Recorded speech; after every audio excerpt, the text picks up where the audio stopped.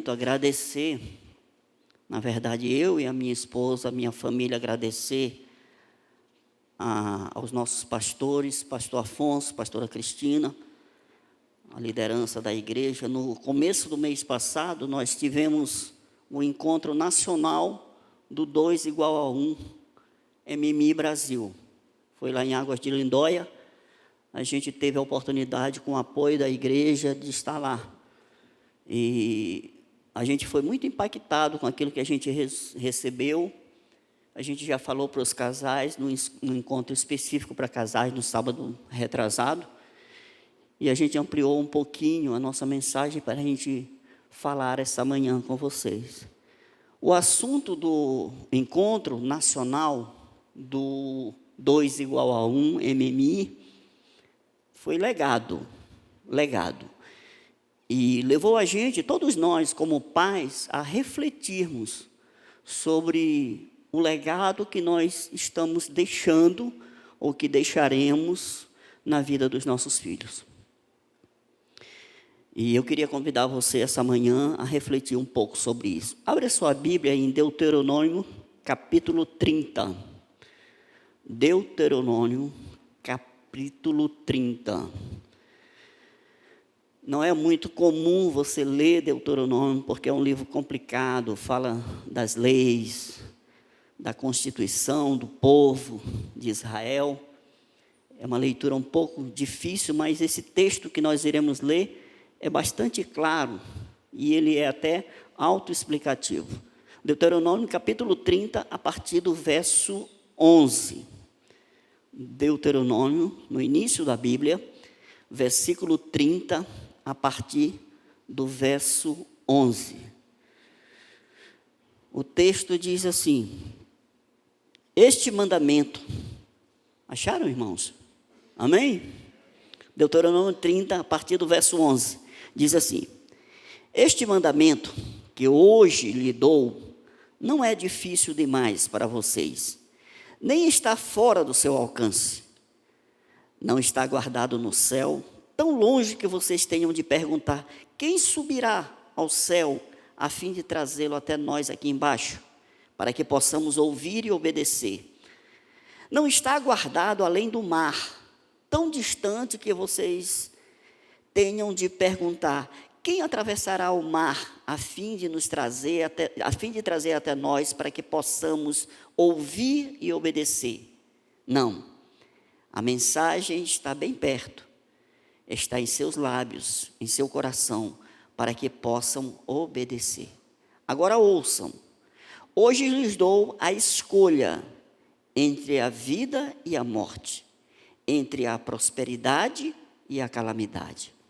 Pois hoje ordeno que amem o Senhor, seu Deus, e guardem os seus mandamentos, decretos e estatutos, andando em seus caminhos. Se o fizerem, viverão e se multiplicarão, e o Senhor, seu Deus, abençoará vocês e a terra em que estão prestes a entrar para tomar posse dela. Se, contudo, seu coração se desviar e vocês se recusarem a ouvir, se forem levados a seguir e adorar outros deuses, eu advirto hoje de que certamente serão destruídos. Não terão uma vida longa e boa na terra em que estão atravessando o Jordão para ocupar. Hoje lhes dei a escolha entre a vida e a morte, entre bênçãos e maldições. Agora chamo os céus e a terra como testemunhas da escolha que fizerem. Escolha uma vida para que vocês e seus filhos vivam. Façam isso amando, obedecendo e apegando-se fielmente ao Senhor, pois Ele é a sua vida. Se vocês o amarem e lhe obedecerem, Ele lhes dará vida longa na terra que o Senhor jurou dar a seus antepassados, Abraão, Isaque e Jacó. Feche seus olhos, coloque a mão no seu coração, vamos orar mais uma vez. Pai, muito obrigado por essa manhã, muito obrigado por esse dia tão precioso que o Senhor fez, o dia do Senhor, onde estamos aqui por causa do Senhor. Estamos aqui para ouvir do Senhor.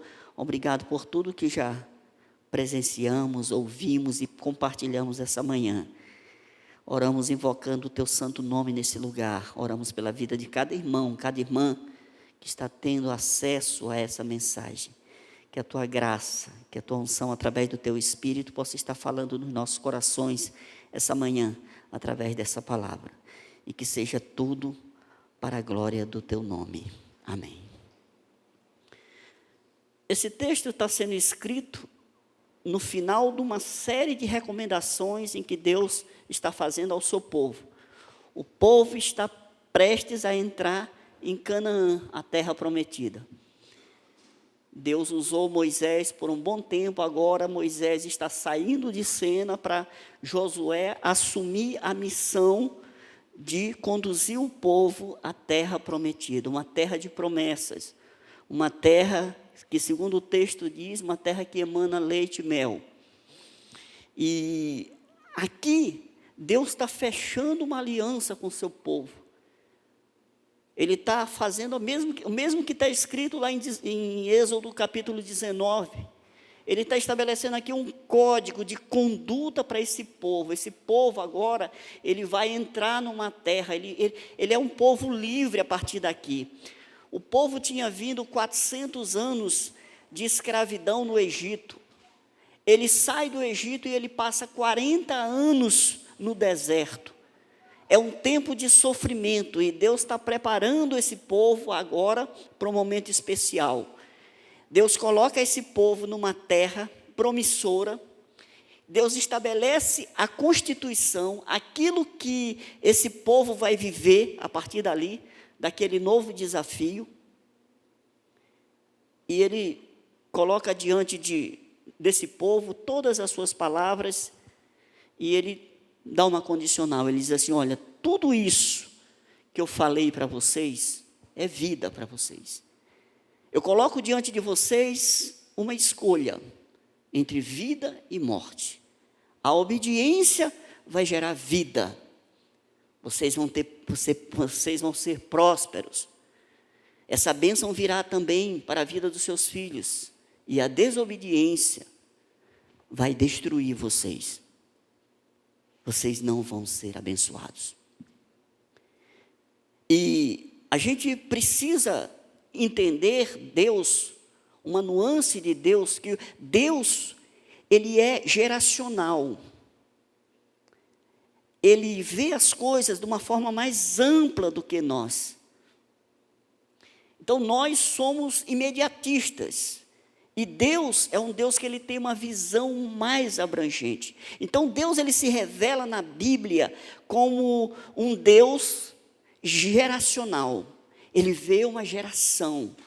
Ele tem uma visão bastante ampla. Isso fica claro lá em Gênesis capítulo 3, versículo 15, no diálogo de Deus com a serpente, após a queda. Ele amaldiçoa a serpente e ele diz assim: olha, eu porei inimizade entre você, a serpente, e a mulher, entre a descendência da mulher e a descendência da serpente. E ele diz assim: a descendência da mulher irá ferir a cabeça da descendência da serpente. Então, Deus ali no Éden, Ele já estava visualizando Jesus, a vitória de Jesus na cruz. Quando Jesus derrota Satanás na cruz do Calvário. Deus já está vendo de uma forma ampliada. O Salmo 112, versículo 2, ele diz assim, há uma promessa ali que ele diz assim: a sua descendência será poderosa na terra. E no versículo 1 ele diz: bem-aventurado e feliz é o homem que teme ao Senhor. E ele faz uma promessa: a sua descendência, os seus filhos serão poderosos em Deus. Então Deus vê as coisas de uma forma diferente que nós. A gente que está aqui essa manhã, talvez você está pensando o que você vai almoçar daqui a pouco, o que você vai jantar, os negócios que você vai fazer na segunda-feira, é tudo Mas na visão de Deus, Ele está olhando você, Ele está olhando o seu filho, Ele está olhando os seus netos. Ele olha de forma geracional. E aqui, Deus está fazendo um desafio a esse povo, Deus está orientando esse povo, preparando o povo para uma nova vida em Canaã, a terra prometida. E o texto encerra mencionando 3 patriarcas, Abraão, Isaque e Jacó. O Senhor jurou dar a seus antepassados, Abraão, Isaque e Jacó. Quando a Bíblia fala de Abraão, Isaque e Jacó, ele está falando do Deus do pacto, o Deus da aliança, o Deus do compromisso. Então nós precisamos ver as gerações através da aliança. E eu preciso ver a minha geração a partir da minha aliança. A aliança que eu tenho com Deus e a aliança que eu tenho de casamento. Porque a minha descendência, ela está ligada às minhas escolhas que eu faço hoje na minha vida. E a Bíblia diz que o casamento é uma aliança. Um dia nós fizemos uma aliança com o nosso cônjuge, onde nós prometemos amar, honrar, respeitar, estar junto na alegria, na tristeza, na doença, na saúde, na riqueza, na pobreza, até que a morte nos separe. Nos comprometemos diante de Deus, sermos fiel ao nosso cônjuge. E somos orientados por Deus a ser fiel à aliança, porque a aliança, a fidelidade à aliança gera vida. Se a sua aliança com Deus é importante porque te deu vida, Jesus nos deu vida. Efésios 2 diz que nós estávamos mortos, agora estamos vivos por causa do sacrifício de Jesus na cruz do Calvário. Usando esse mesmo parâmetro para falar de aliança, o nosso casamento como uma aliança, ele precisa ter vida. A proporção em que nós somos fiéis à aliança, nós não desistimos do nosso cônjuge, nós estamos semeando vida. Nós estamos semeando fidelidade, estamos escolhendo vida. E muitos casamentos, irmãos, nos nossos dias estão sendo destruídos por causa das escolhas. Por causa das escolhas. Muitas pessoas estão escolhendo morte. Morte do casamento. Morte da vida espiritual. E Deus nos orienta a escolhermos a vida. Ele coloca diante de nós a vida e a morte e nos orienta. Escolham a vida para que vivam. Deus colocou diante do seu povo escolhas. E as escolhas, elas nos levam aonde nós queremos ir. As escolhas, elas nos trouxeram aonde nós estamos hoje. A sua escolha de acordar hoje pela manhã e vir para cá, te trouxe até aqui para receber a palavra de Deus. E assim a nossa vida, sempre nós estamos fazendo escolha. Está diante de nós a capacidade de escolhermos. É bem verdade que Deus é soberano até a nossa escolha, mas nós hoje somos frutos daquilo que nós escolhemos. E por que nós não fazemos boas escolhas? Primeiro, porque geralmente a gente não consulta a Deus antes de fazer as nossas escolhas. A gente faz escolhas baseadas naquilo que a gente acha, aquilo que a gente entende, e a gente não coloca Deus a par das nossas escolhas, não convida Deus a nos ajudar a fazer escolhas.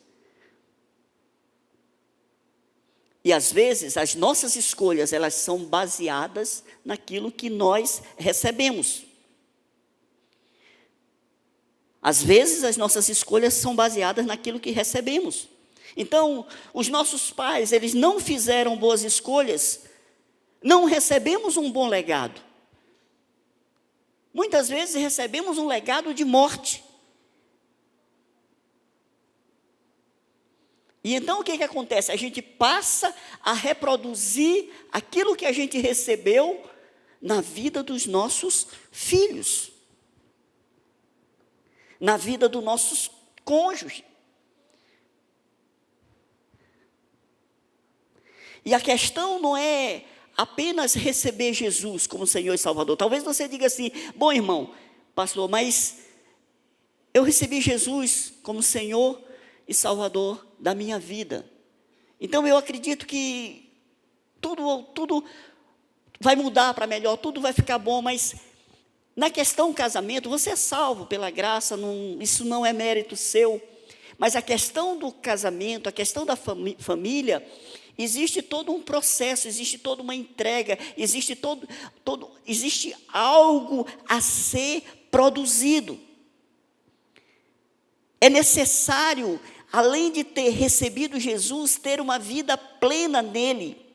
Por quê, irmãos? Porque há pessoas que são crentes, estão na igreja, mas não têm um casamento abençoado, não desfrutam de um casamento da forma que Deus planejou, da forma que Deus quer.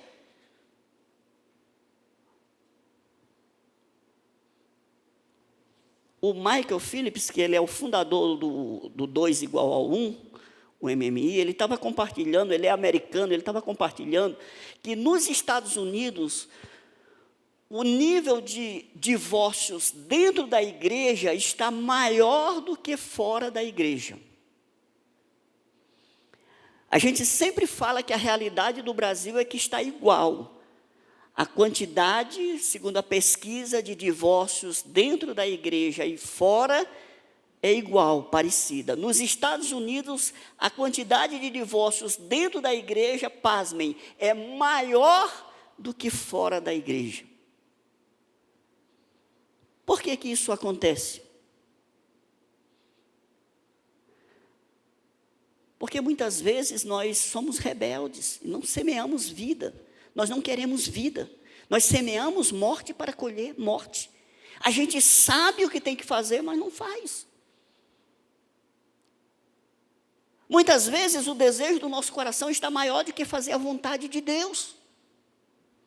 As oportunidades são muitas, as portas estão abertas. E uma das coisas, irmão, que vai nos guardar nos últimos dias, chama-se temor do Senhor. Temor do Senhor. E quem teme a Deus, teme a sua palavra, teme a sua mão. Porque o texto é claro, fora de Deus é morte, só a vida em Deus. Estamos aqui essa manhã pela graça de Deus, porque Jesus morreu na cruz do Calvário por nós, comprou a nossa dívida de pecado, e hoje nós temos a condição de viver uma vida plena em Deus. E isso inclui o nosso casamento. A pergunta é, por que que muitas vezes a nossa casa é um campo de batalha, de guerra? Ninguém se entende. A gente até queria que a nossa casa fosse uma extensão da igreja, mas não é.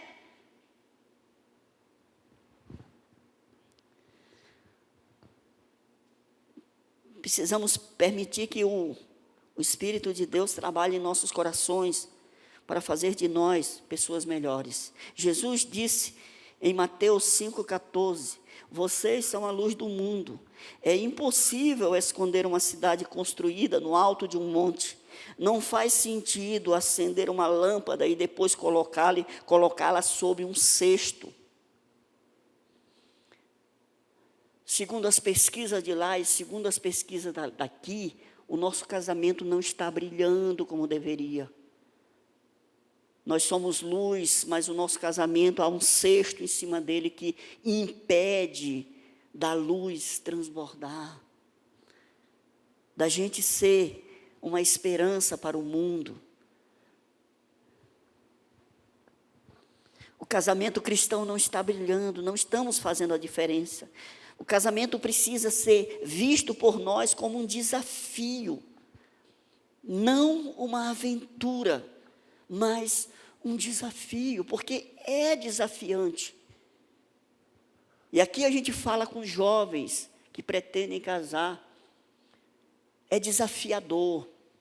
Não é uma aventura. O crente, ele não pode dizer assim: eu vou me aventurar a casar. Se não der certo, a gente separa.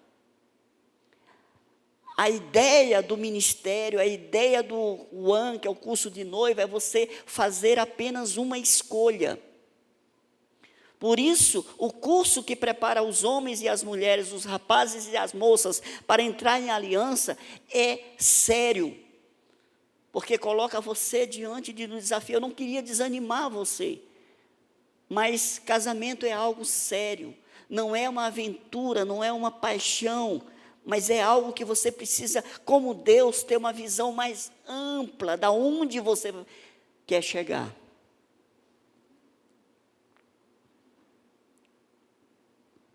A gente viu certa vez um casal de namorados, bastante jovens, que se apaixonaram rapidamente, entenderam que deveriam casar e casaram.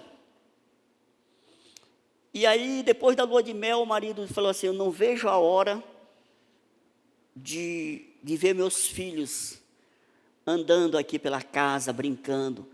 Aí ela falou assim: quem te disse que eu quero ter filho? Não foi conversado, não foi falado. E aí você tem um desafio grande, de alguém que quer uma coisa e o outro não quer, né? Então, é algo que precisa ser revisto, é uma escolha. Então, Deus trabalha no relacionamento mais difícil, um dos mais difíceis que existe, é o casamento entre um homem e uma mulher. É desafiador, mas é ali que Deus trabalha. É ali que Deus trabalha. Não há casamento difícil, não há casamento perfeito. Mas o que precisa estar no nosso coração é a perseverança. É o entendimento que o casamento não é um projeto do homem, é um projeto de Deus. E é possível, sim, duas pessoas diferentes viverem uma vida em uma casa. Porque a proposta de Deus é transformar os dois em um, não é anular um para viver a vida do outro, mas é usar as qualidades de um e do outro para fazer uma junção, para que haja realmente uma só carne, um só propósito, uma só direção. Então isso não é uma tarefa fácil, mas é possível, porque o casamento foi criado por Deus. E se nós conseguirmos vencer esse desafio dentro da nossa casa, é meio caminho andado. Nós já podemos sim ser luz para aqueles que estão lá fora, para aqueles que estão precisando. Então a nossa tarefa de casa é que a luz do nosso casamento, se nós temos esse entendimento de Deus, nós cremos num Deus geracional, nós entendemos que há uma responsabilidade através da aliança entre você e o seu cônjuge, há algo a ser feito, você tem a visão mais alongada, você começa a visualizar os seus filhos como sendo homens e mulheres de Deus, através daquilo que você está deixando, você está marcando na vida deles. Casamento desafiante, mas em Deus é possível. Provérbios 27:17 diz assim: as pessoas aprendem mais com as outras, assim como o ferro afia o próprio ferro. Vai ter luta, vai ter BO, né, como diz, vai ter DR, mas tudo isso precisa servir para crescimento. Há pessoas que casam com a porta do divórcio aberta, do lado. O divórcio é uma opção. Para crente, para pessoas que temem a Deus, o divórcio não é opção. Então, por isso, a necessidade da dependência na hora da escolha. Porque para Deus, aquilo que agrada a Deus é uma escolha só. É uma escolha só.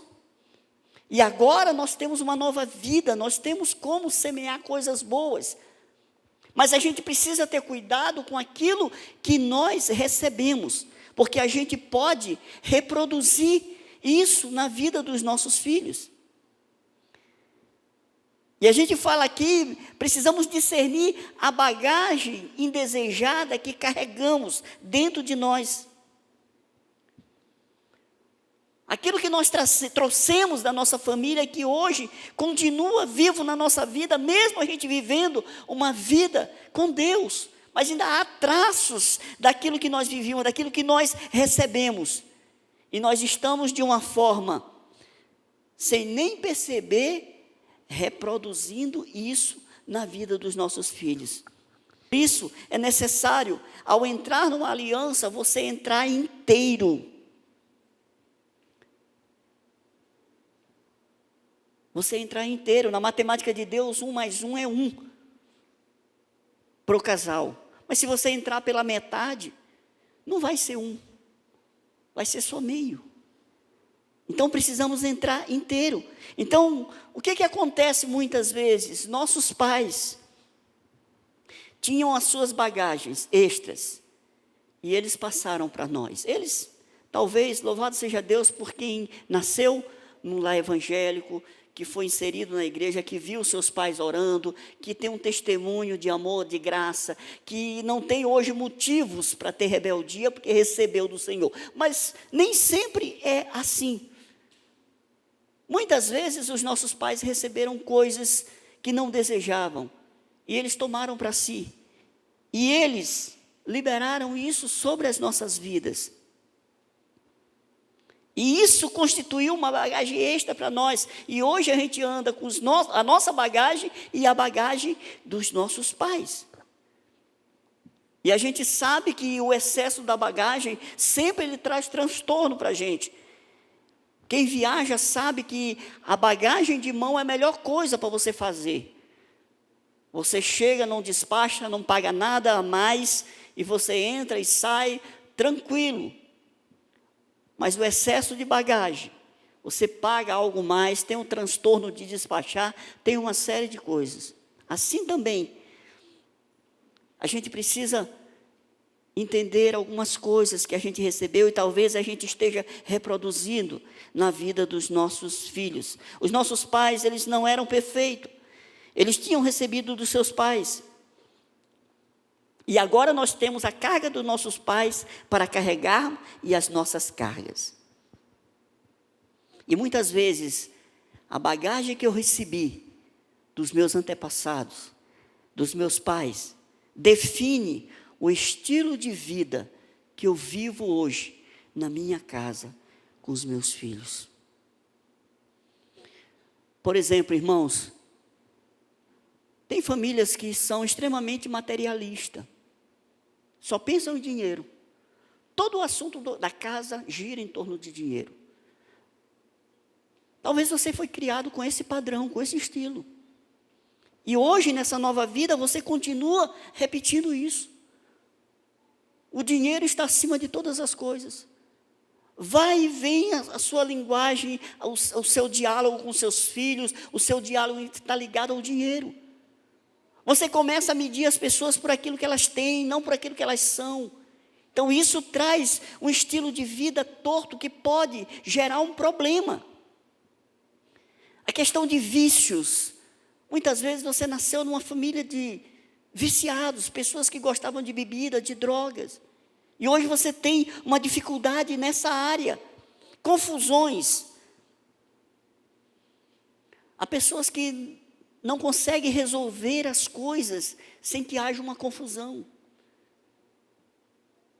Então a gente converte e a gente começa a trazer esse estilo de vida para a nossa casa. A questão do suicídio, por exemplo. Boa parte das pessoas que a gente já conhece que já teve um suicídio na família, há uma sequência de suicídios no passado.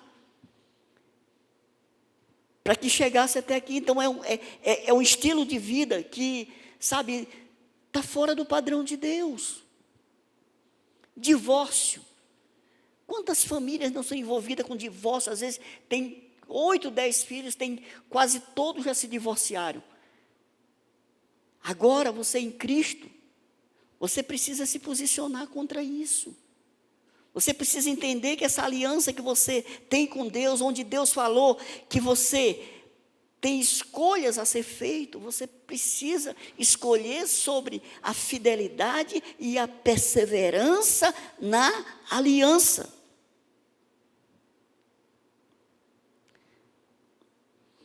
Precisamos carregar só aquilo que nós temos, que já é às vezes pesado, mas precisamos nos livrar dessas coisas. Às vezes até nos esforçamos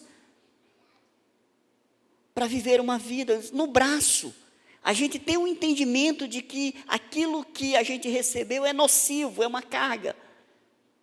Mas a gente tenta no braço resolver todas essas questões e a gente se frustra, fica cansado e não consegue.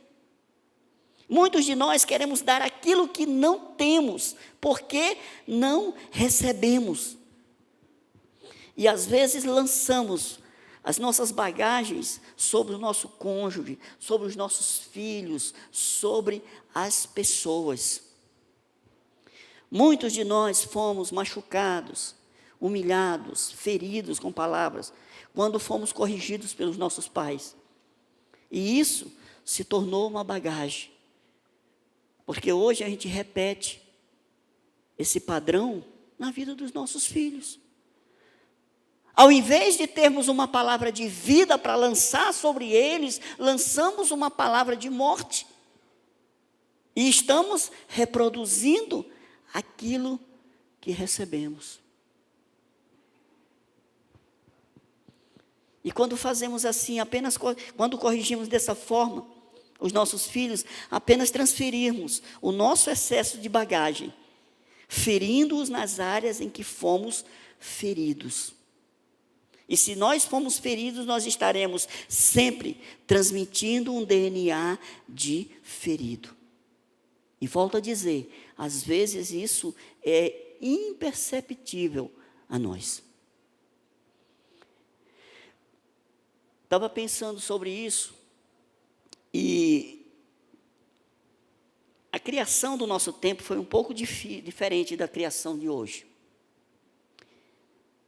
E assim, eu até os meus 16, sei lá, ano por aí assim, eu não escolhia roupa para mim.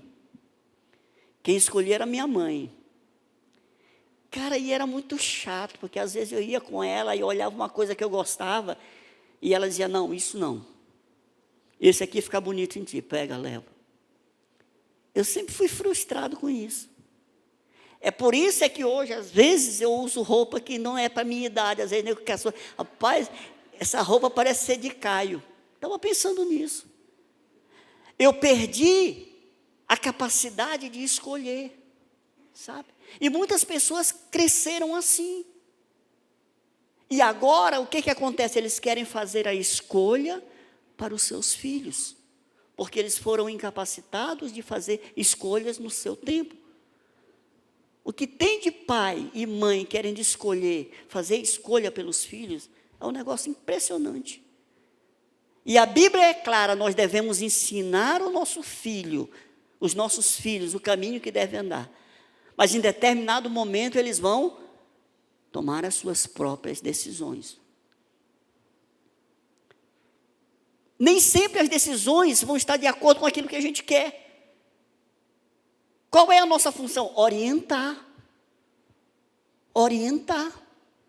Mas a decisão final vai ser dele, vai ser dela. Você já parou para pensar?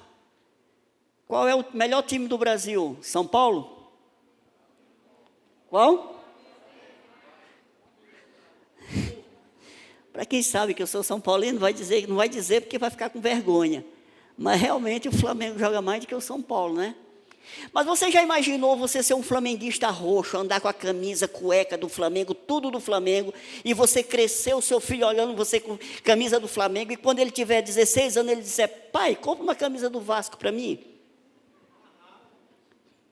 Está amarrado, né? Está amarrado, né? Mas você vai dizer, meu filho, você tem que torcer pelo Flamengo? Não. Eu ensaiei isso aí quando era criança. Eu comprava a camisa do São Paulo para a Nanda, para Caio. Eu não sei o que eles torcem hoje. Caio não gosta muito de futebol. Nunca vi ele com camisa do São Paulo.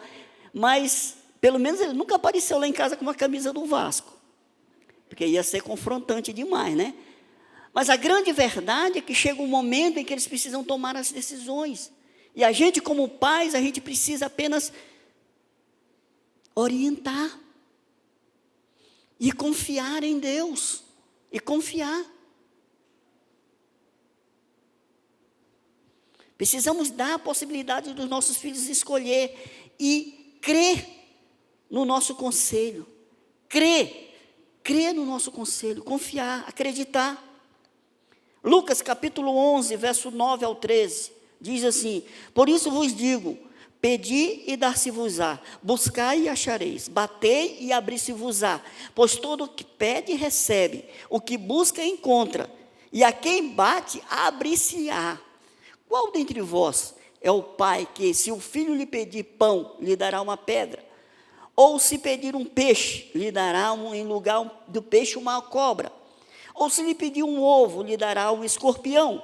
Ora, se vós que são maus, sabeis dar boas dádivas aos vossos filhos, quanto mais o Pai Celestial dará o Espírito Santo àquele que lhe pedirem.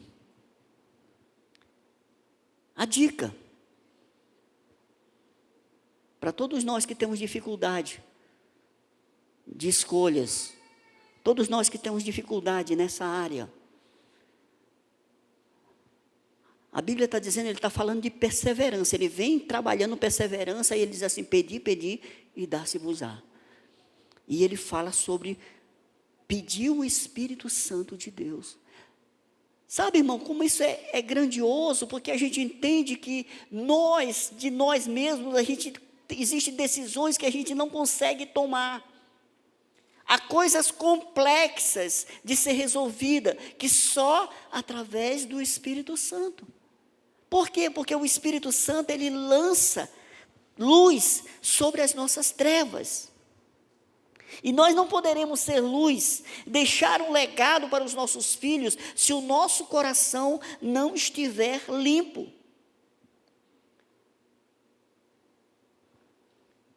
Legado são valores. Herança é aquilo que a gente pode deixar de bens para os nossos filhos. Muitos vão receber muitos vão receber pouco, mas vão receber uma herança, geralmente recebe.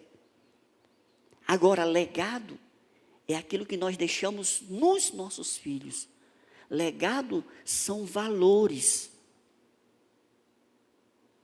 Legado é algo que fica. Então, nós estamos marcando uma geração. A geração que virá depois será maior do que a nossa.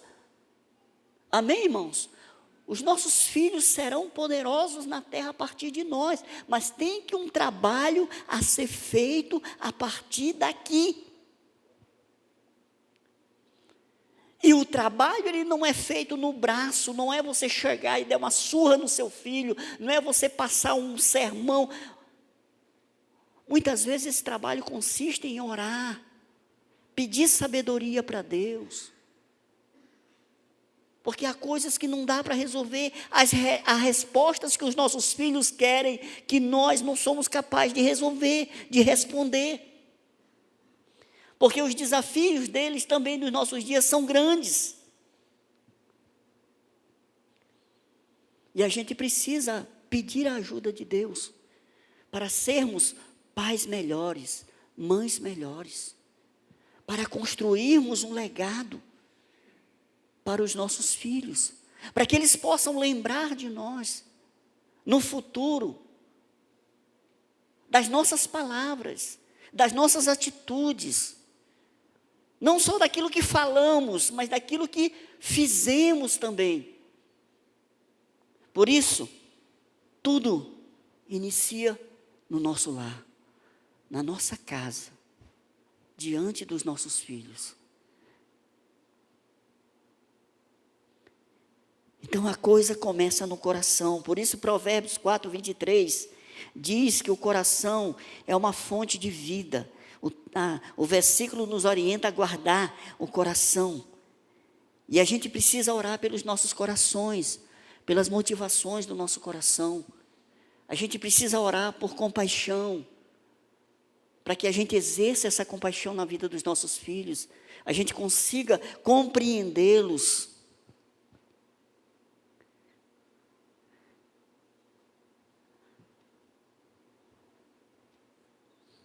E agora sim, a partir de um coração limpo, precisamos orar e interceder pelos nossos filhos, para eles não herdarem o legado que porventura ficou para nós, mas para que eles possam construir a partir de nós uma nova história, uma nova vida, um casamento que glorifique o Senhor, a partir do nosso testemunho, da forma como nós tratamos a nossa esposa, o nosso marido, da vida que nós levamos em casa.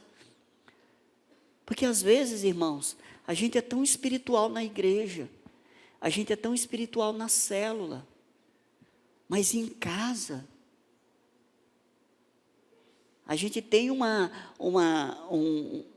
dialeto que até o diabo se espanta.